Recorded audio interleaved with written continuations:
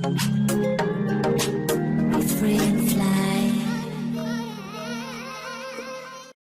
Hi, my name is Israr from STM Lab, where I teach online business owners, entrepreneurs, content creators, and programmers who want to grow their business organically through online video. Okay.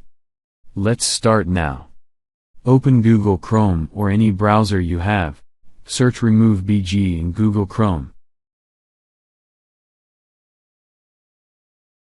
Scroll down a little bit, and open the website www.slazr.com.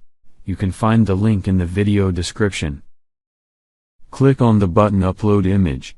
Select the required image to remove its background. Website will start processing on the image.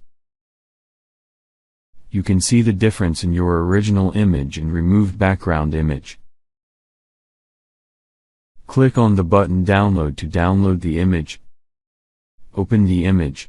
Hooray! The gray color shows that background is removed and the file is PNG.